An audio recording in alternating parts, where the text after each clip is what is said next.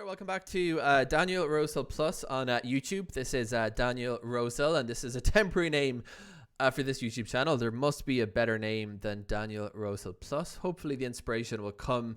I set up this YouTube channel for videos that don't really fit in my main YouTube channel, which I'm trying hard to harness around a central theme of my life where I live in Jerusalem and Israel, where I also live. So for this video, what I wanted to do, something I've been thinking about doing for a few weeks, in fact, is making a video showing me editing a video in Kdenlive. Now, I want to make clear that I'm not doing this to be like, oh, I'm an expert in Kdenlive. I reckon I probably use like 10% of the capabilities of this software. But there is kind of this perception that Kdenlive you can't do much with, and I think you can actually do an awful lot with it.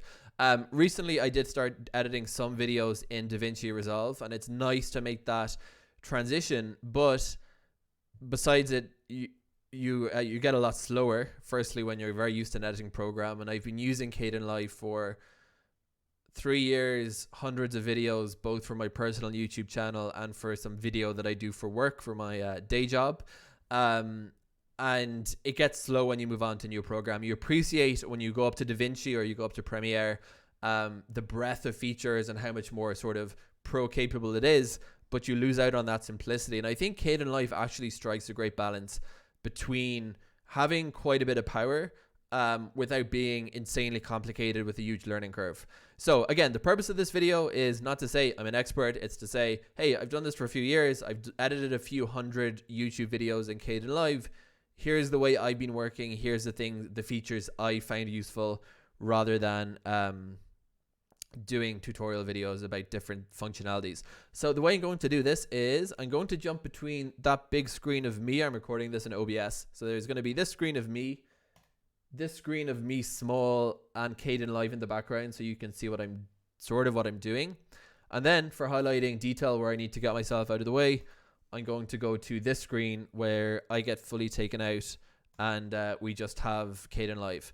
So here's the project that I've just finished editing. Now, I spent probably 2 hours editing this video. It was a video about a political rally, for want of a better word, that happened today in my city in Jerusalem. And I recorded, let's see, between 6027 and 6091, so actually not a vast shoot by sometimes you shoot a ton of videos. And I worked this into a video of about, let's see, roughly 9 minutes. So I'm actually going to go ahead now and put myself over on this side and put myself a bit smaller, so maybe I can just stick with this screen the whole time, because nothing much happens on the bottom right of Kdenlive. So this is a video I edited. As I mentioned, it clocked in at just a little bit under 10 minutes. This is my timeline. By sort of the references of timelines I've done, I don't think this is vastly complicated. There isn't an audio channel. Generally, when I'm adding background audio, I'll put the audio on audio track 2, because most of my videos, the ones I've been making recently, are sort of, I guess you could call them video journalism. And I frequently will pull audio from the YouTube audio library, and I'll put that on channel 2, and I'll use the keyframing volume feature. So I have it set up by default that when I create a new project in Kdenlive, I get 2 audio channels and 2 video channels, because that's what I use frequently. And if you want to change that, you can save a bit of time by configuring that in configure Kdenlive, and then you have project defaults. And you can see my setting here is for 2 video tracks, 2 audio tracks, and I have it set to the FPS, the frames per second that my camera shoots in, which is 1080p 25 FPS. Now, I actually don't have proxy clipping enabled. I do use it sometimes, or have used it. It's kind of a little bit deceptive, the UI, and I'm just sort of covering these fundamentals before actually editing the video, because you need to click enable proxy clips. And then there's the second thing, generate for videos larger than X pixels. If you don't specify that, enabling this is not going to work, right? It's not going to actually generate your proxies. So you need to set this as generate proxy clips for some resolution that's smaller than what you're working with. So if I'm working with 1920 1080p, then 1000 pixels would be fine, or I could even set that down to 720 and it should be fine as well. You can also interestingly specify what resolution you want your proxy clips to be. By default it's 640, but you can change that to 720 or whatever. But today I'm not working with proxy clips. One other really useful feature that I think is kind of buried there in Kdenlive, I work with a multi-screen array, I think is the word, 3 screens specifically. And my workflow that I like is to have my Kdenlive on one screen and the full screen preview on another. It makes it so much easier to do stuff like color correction when you have a big screen. For the purpose of this sort of video, I'm intentionally not using an external screen, so my project preview is going to be on the timeline. But generally, I choose monitor for full screen output, and you can toggle. So I'm just going to show quickly again because I have 3 HDMI displays on this computer. If you have multi-displays, it's like this. You can either go with auto, or you can specify Kdenlive, put it on monitor 1, put it on monitor 2, put it on monitor 3, so that when I blow this up to full screen, I can choose where it goes. So I'm going to actually simplify this because I'm not using audio track 2. So I'm just going to delete the track altogether to make this a little bit easier. Now, in terms of the way I lay out my Kdenlive, it's a distinctive layout I've come to kind of developed over time. It's not one of the default layouts, which they give you a color correction layout, an audio correction layout, a project layout. It's actually something I've tried to sort of come up with as a mishmash of all the sort of pros. What I have here is my clip library here on the left. In the sort of next quarter of the screen, I keep effect composition stack, so I can see what's applied to any one clip, and this is where I'm constantly doing color correction. And then I have clip properties as a tab, which I rarely access. Kdenlive is a classic 80-20 thing. You use 20% of the features 80% of the time. Clip properties I don't use. And then I have here my compositions, because this is again something I'm constantly referencing. What can I do in video? What can I do in audio? Because it's a bit compacted on my screen, I don't get to see all the tabs that are there, transitions. And I have effects here. Sorry, it's an effects that you have. You can sort it by show all the effects, or just show the audio effects, or just show the possible video effects. One thing I really recommend in Kdenlive, it'll speed up your time so much, is if you use a feature all the time, let's say gain for audio, right? What you can do is right click and add it to your favorites. Now, when it's on your favorites, you can right click on a clip. Let's say this clip here, insert an effect, and gain is going to be an option. These 4 options, gain, multiband equalizer, normalize, and keyframeable volume, those are the 4 audio effects I have favorited. So this is actually, it speeds up the workflow. I don't need to go into my editing composition stack the whole time in order to do this. So that's my recommendation is if you're using, you know which features you're using. My favorites are, I'll just clear this out here. I have the obscure, because when you need to anonymize video, that's the easiest one. It doesn't allow you to, and I actually used it in this video. Now I'm going to have to temporarily break this guy's anonymity. So there was a guy in the protest who was like yelling and using, let's say, bad language. So I thought it would be kind of bad form to not obscure his face. So I added an obscure effect, and I just boxed it on his face. Now this obscure effect is basic. It's not a follow obscure effect. But if you're just doing basic stuff like this, it works fine. I didn't change any parameters, but I could like move the box a bit and increase, play around with the parameters, but I didn't need to. So coming back to my screen, and then I have here my clip monitor, so I can look at clips from my project library on the left.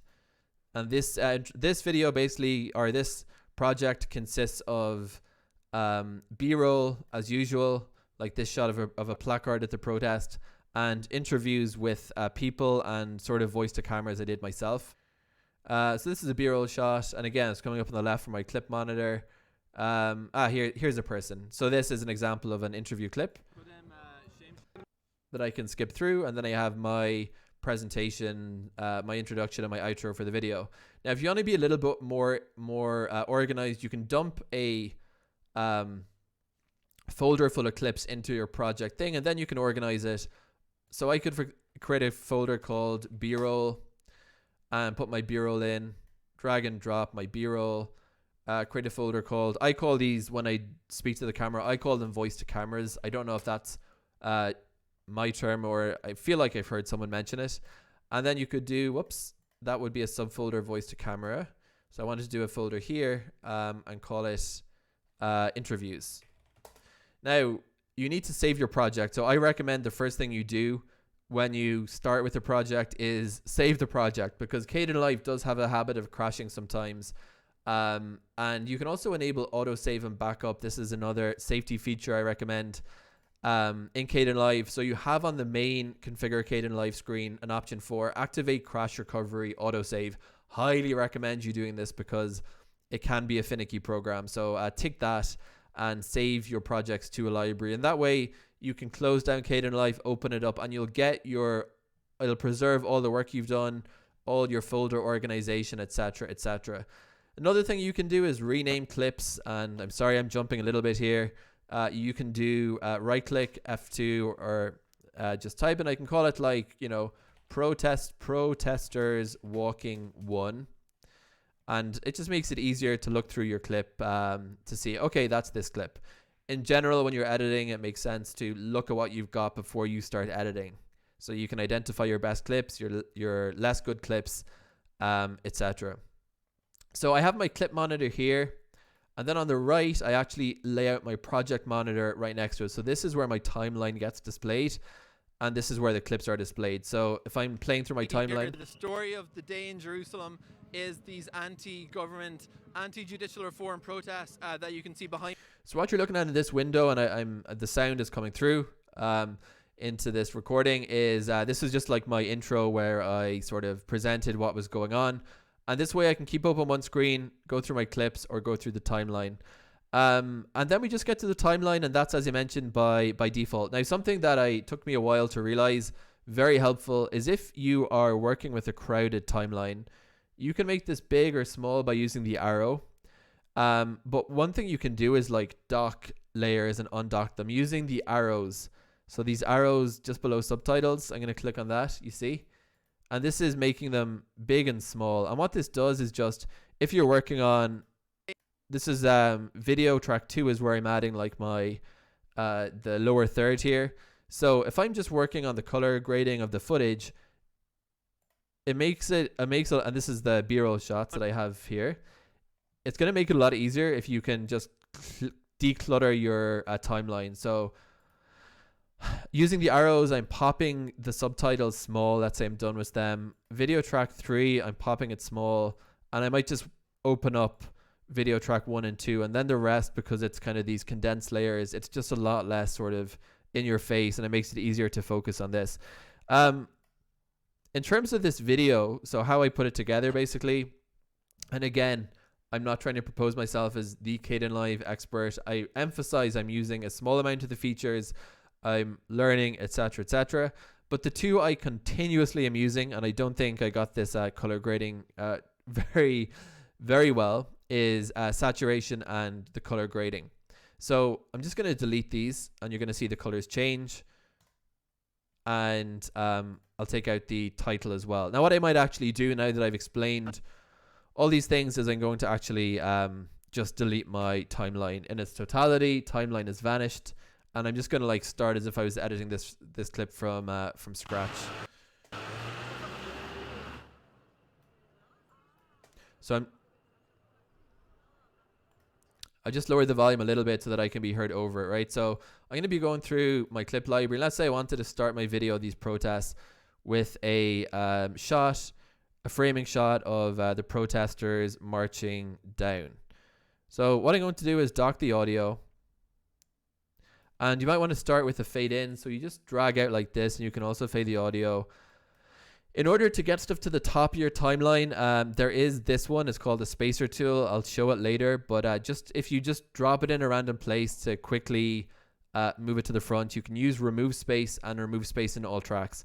Usually it's better to do remove space in all tracks. Otherwise, if you're trying to fill in gaps in your timeline, and you do just remove space, you're going to lose the synchronicity between the tracks, and that'll screw up everything like after it in your video. So if you've added titles, fades, b-roll over it, you want to make sure you're using remove space in all tracks.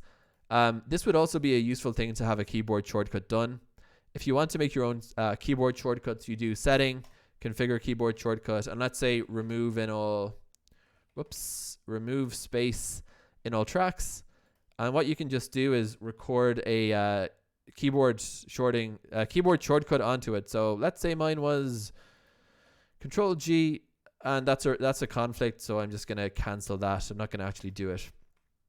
All right, so I've added a little bit of...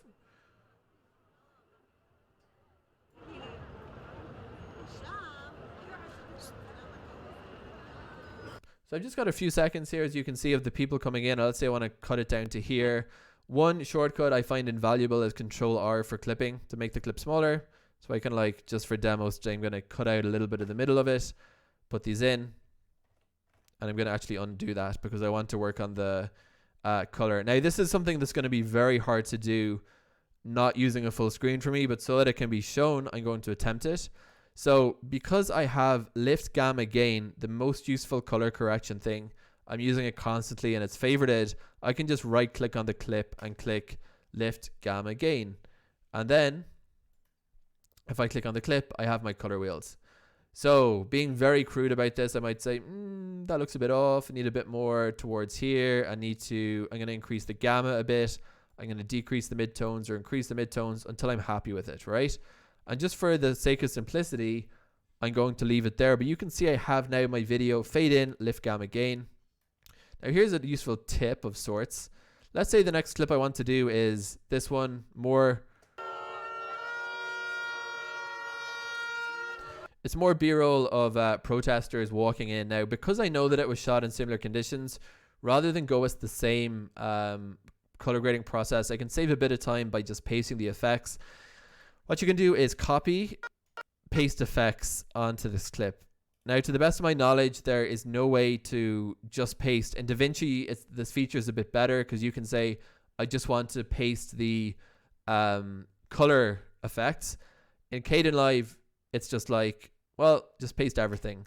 Now, the problem is if I paste effects and I'm pasting everything, I get the color correction I wanted, but I've also got these fade-ins that I didn't want because those are effects. So I'm just going to manually delete the fades, the unwanted fades from my video and my audio. And we've got the same settings. If you're using the color adjustment stuff, another way to save a bit of time here is when you're up here with your wheels, you want to click on, you can do save a preset, and I can call it like JLM protest 0223. That's going to save that as my preset. And then I can just move over the color correction on any subsequent clip to JLM protest 0223, and it's going to preserve those color adjustments. So in this very abbreviated version of my video, I'm going to look for me doing my intro. So I can see, just looking at the durations here of the clips, this was an 18-second take that clearly was just me starting a clip and not finishing it. So I'm just going to delete that to make it a bit easier for me to identify which clips I want to use. I'm going to go for a 6048. Now, it's the easiest way to do this in Kdenlive is to just work with audio and video directly, but sometimes it's useful to do the audio editing in Audacity. The way you can do this quickly is right click on the clip, go for extract audio, and extract the audio in WAV format, in uncompressed format. Another useful thing you have here, just as an FYI, is transcode to edit friendly format. The big advantage on Linux of Kdenlive over DaVinci is that you can work out of the box with MP4 and AAC. You don't need to transcode to awkward editing format, so that's a huge bonus, I would say. So in this case, I'm just going to edit this clip as is.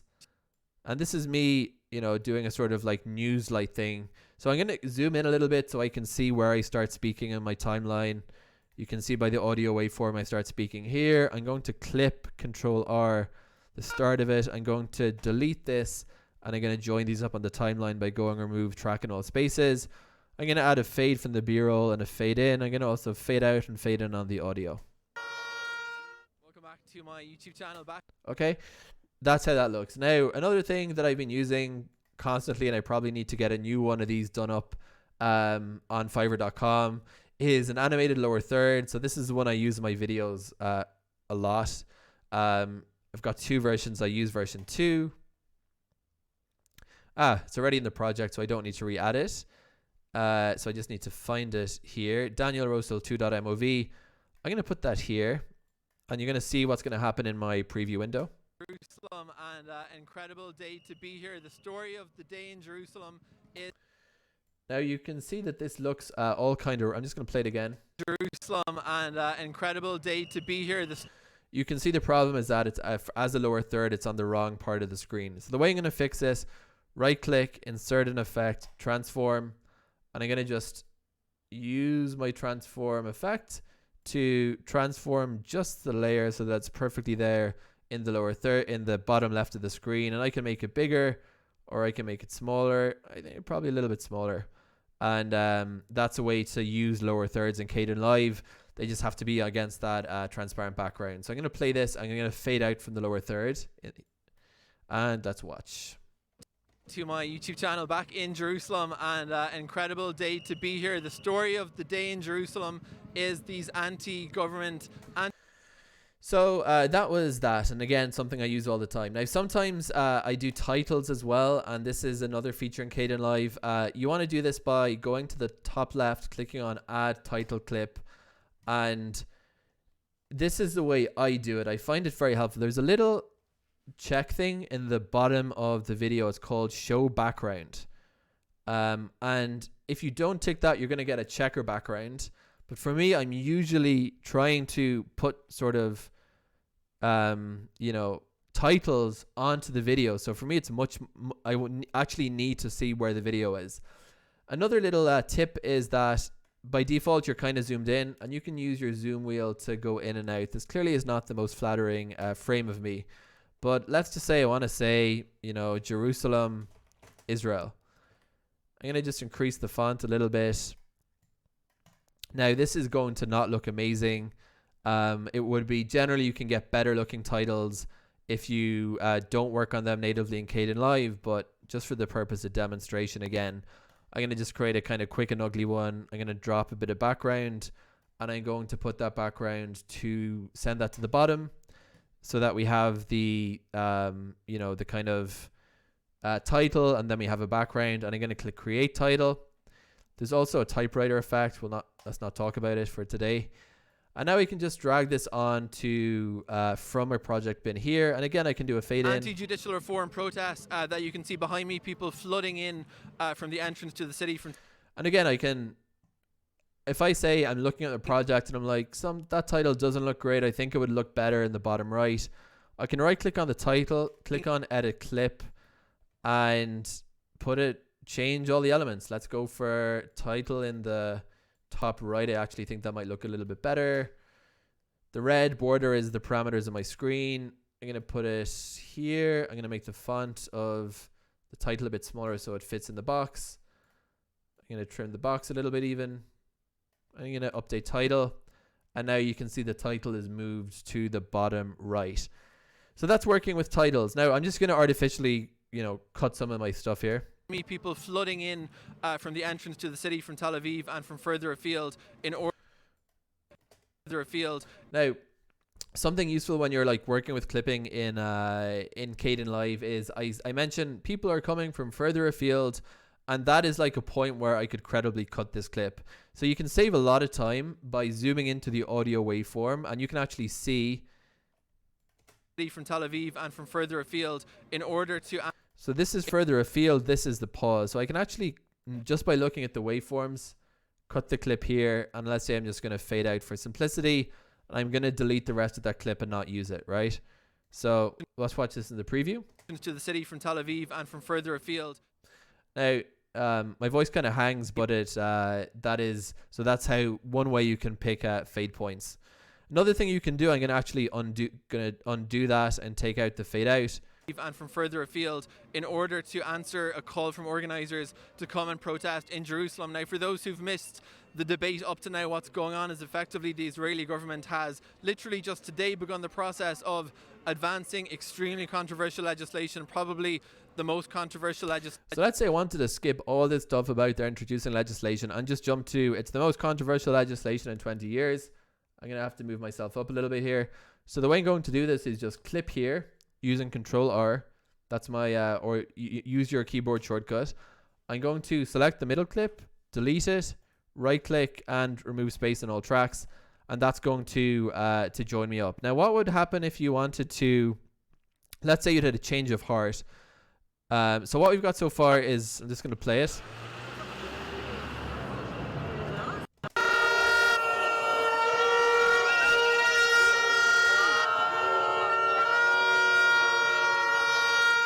Welcome back to my YouTube channel back in Jerusalem, and incredible day. So what I've got on the timeline so far is basically a couple of shots of B-roll, and then I do my intro. So what happens if you say, you're going through your clip library and you're like, you know what? I'd love to get this shot in there as well before I start speaking. So you can change over from the selection tool to the spacer tool. And then once you've got the spacer tool going, you can actually select everything and move it on the timeline in one go. So I'm going to go back now to the select tool. I'm going to drop in that clip I mentioned to my timeline, and now I'm going to remove space in all tracks and join stuff up again. And to be pedantic, I'd get rid of the fade in the audio because I want to fade at the end of the B-roll and go like this. And then I start speaking. Now let's just choose another random B-roll clip here. Ministry of Foreign Affairs. And let's say to break up the bit where I'm speaking, I want to cut to one of these shots. Let's choose a shot. This is quite interesting that you can see all the flags waving. It's quite photogenic. Now, if I'm using that as B-roll over my narration, I don't want the audio. So what I'm going to do, I'm going to move myself out of the way again. I'm going to drag this onto my timeline here. This is a B-roll clip. Now, this is a bit of a tedious process, but I haven't figured out a quicker way to do it. I'm going to ungroup the clip and just delete the audio. Sometimes I'll leave little chunks of B-roll further along on the timeline and then try to integrate them into the clip. But that's how I did it. Again, I'm just going to go back to that. Now, even if I had enough audio layers, I only have one audio layer, so I can't put it here. It says no available track for insert operation because there's only one audio track. There's nowhere for the audio to go. So what I'll do instead is just put it here. Again, ungroup, delete audio, etc. Now, sometimes a trick I sometimes use is sometimes you have good video but bad audio. There's something that ruins the audio. So you can borrow, swap it around, be a little bit sneaky. So I might do something like this. I'll delete the audio from 6055. I'm going to ungroup 6056. This time delete the video. And put 6056 audio with 6055, and then I can group them. And now I've created effectively sort of a new clip. The audio you hear is not actually from that clip. So that's one way if you have B-roll you want to use, but something's in the audio is unwanted, you can try to substitute it, fill it in from other clips. I'm going to ungroup again, and I'm going to delete the audio, and let's go back to my narration here. I start speaking about the judicial reforms and how exciting they are and dramatic they are. And let's say I want to do the B-roll here. Specifically, it's Supreme Court. The reforms on the table are going to give the government effectively. So what I can do here is just fade into the B-roll. Control over the composition of who sits on the Supreme Court. The Supreme Court is currently the... And sometimes I'll use a few clips of B-roll like back to back. So again, to repeat this kind of tedious process really quickly, drag some B-roll in. Wait, did I do I think I did the same clip by accident. Okay, let's choose different B-roll. Close-up of Supreme Court. No, this one is great. A lady with a placard. Ungroup, delete audio. I'm going to just drag that next to my existing thing, and we can just back to back. Who sits on the Supreme Court? The Supreme Court is currently the only check and balance on Israel's somewhat. So sometimes I'll do like that. I'll use a few bits of B-roll. Another time I'll fade between the sections of B-roll. For that, I'm going to need to add this on top. The basic principle of non-linear editors, NLE video editors, is what's on top is what's shown. So what I'll do here is I'll add a wipe effect into the start of this clip between these two, and this will now fade between these two. Roll over the composition of who sits on the Supreme Court. The Supreme Court is currently the only check and balance on Israel. So now we have that fade, and if I take away the wipe, it's just going to be a straight cut from 1 to 2. The Supreme Court is currently the only check and balance on Israel. So that's kind of, I would say, the main things, at least insofar as video goes. Now, for this narration here of my voice to camera stuff, I actually really like this microphone. It's the Rode Reporter. I just picked it up, and with my camcorder on automatic gain, it actually sounds decent out of the box. But if you were unhappy with the audio and you wanted to work on it, you can add effects to your audio. My audio is obviously at the bottom here. Now there's a few things I could do that I might want to do. I might wish to I'll just show you my common ones. Insert an effect, normalize, and this will run normalization on your audio, and you can change the parameters here. Somewhat fickle system of democracy, as well as. So that's one thing. Now another little feature of Kdenlive that's kind of buried. I'm going to delete this effect to take it off the clip. I'm going to find it in the main menu by looking it up. A slightly obscure feature is track level effects, and what these are, instead of adding effects to clips, we can add an effect to an entire track in the video. So for normalize, you drag from the effect onto audio, and now we have track A1 effect, and this normalization effect is going to apply across track 1. So I don't need to add it for each clip, but every single piece of audio throughout my video, including this stuff at the start,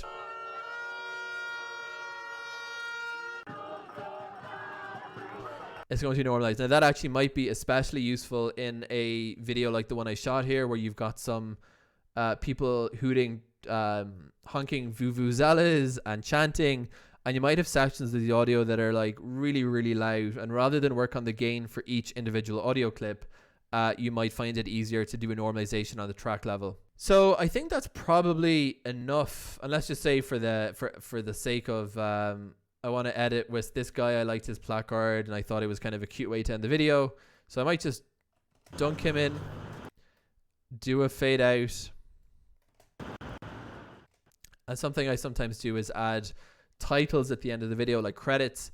So one way to do this is go to the end of your timeline where you want the credits to appear, click on add title clip, and then let's just say, I'm going to just make up names here. Producer Daniel Rosehill. I'm going to try put myself in the center of the screen, drag that title in, fade out, create another title based on the screenplay as if this was a movie by David Mizrahi, let's say, and I'm going to center align these, put that in the center, and now I'll just drag that in, and now we have sort of a closing credit like situation, whereby you have one name,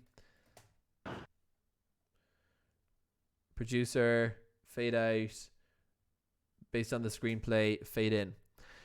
Now, the final thing you need to do to get your video out of Kdenlive is, of course, going to be to render the project. So let's just talk about that quickly. So let's say I'm happy with my video now. It's a miniature version of the video I just edited. It's about 1 minute 40. It's got a bit of B-roll. It's got me talking. I don't have an interview in this, but whatever. And then it closes with a shot of this guy with his placard, and then we go to credits. So I'm like, okay, fine. I'm happy with it. I'm ready to render. I want to click on render. Now, there's a few ways you can render in Kdenlive. Firstly, you can render the whole project, which is what I do by default. So it's selected by default as full project. Or you can do selected zone. So this is actually really helpful if you're like cutting out stock footage from a project. So let's say I edited this and then I'm like, this might be useful stock for my library. So what I would do in that situation is disable the audio, using the toggle here for mute because I don't want the audio usually in my stock. And I'm going to use keyboard shortcuts here. I'm going to use I to add the start of my timeline here. I'm going to add O to end my timeline here, just a little section in blue. And I'm just going to render selected zone, and that will only render out those, effectively that clip without audio as a project.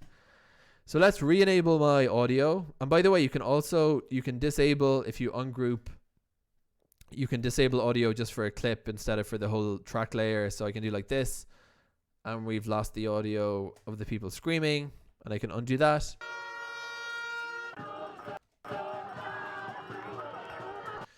So now I'm going to render, and you have here your rendering profiles. The generic one is MP4, H.264 as the video codec, and AAC as the audio codec. That's a very sort of like classic generic profile suitable for YouTube, web distribution, etc. There are some more sort of exotic ones. There's these experimental hardware accelerated ones that attempt to use your GPU for faster rendering. In my experience, they tend to make bigger files, but they are quicker. But for the most part, I'd rather just, go with the kind of safe and steady one until the thing I find with the GPU rendering is it tends to slow down my computer more. I don't know if it's just my machine. So let's stick with MP4, H.264, AAC, and I'm going to select now full project. And the final things before you click on render file that you want to choose where it's going to go. So I'm going to just call this one demo clip for video. The final parameters you want is you can actually kind of speed up the rendering, speed up the encoder. You can specify how many threads it will use. So you can generally go for a slower save. In general, this is rendering works. You can go for a render that's slower, but less likely to leave artifacts on the video. In other words, more stable. Or you can go for a faster one that's a bit riskier. So generally, I prefer safer and slower. So I might even pull down the encoder speed a little bit, not put so much overhead on my computer. I might even say, hey, only use one thread of the GPU. Take your time. It's okay.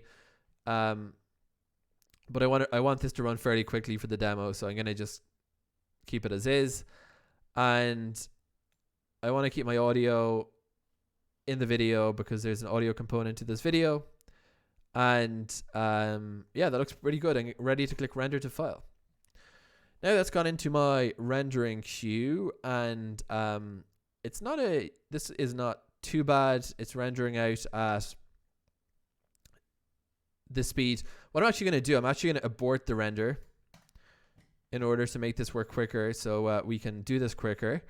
So that's how you abort the render. I'm going to crank it up to full speed, and you can see the rendering command is changing, and I'm not going to waste more time. I'm going to start this again, and you can see the rendering time is decreased a little bit to 1 minute and 18 seconds, and so in about a minute it's going to be nice and rendered. So while that's going on, you can go back to editing your project, and you can look at the render process at any time here. And if you do a bunch of renderings, like you might render the whole project first, then render out stock, you'll see a list of finished jobs. The final thing to say really about Kdenlive is, it's all about the keyboard shortcuts. I'm using control and mouse wheel to go in and out on the timeline, zoom in, zoom out. And another thing you can do is you can use shift to move along on the timeline as well. In terms of your basic tools, there is a razor tool if you want to clip it really quickly. So you can go over from insert to razor and just click where you want to clip. Cut. Because those are ungrouped, that just cut the video, but let's go for a group video audio clip. Cut here, cut here, cut here, cut here, right? So I've cut it up to a lot of mini clips, and that just makes doing that kind of stuff a bit quicker. So it looks like our render is done. So what I'm going to do now to finish off this demo is I'm going to actually show the video that we got, demo video.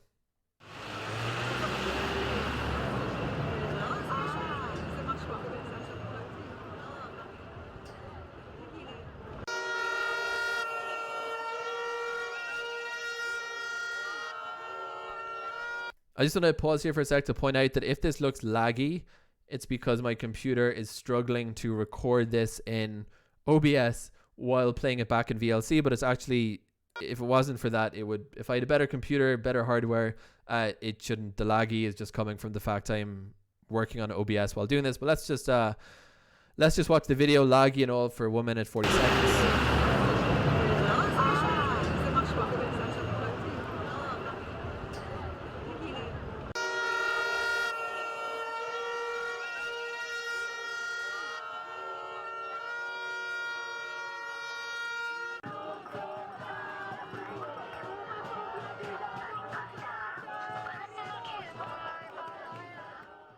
Back to my YouTube channel back in Jerusalem, and an incredible day to be here. The story of the day in Jerusalem is these anti-government, anti-judicial reform protests that you can see behind me, people flooding in from the entrance to the city from Tel Aviv and from further afield.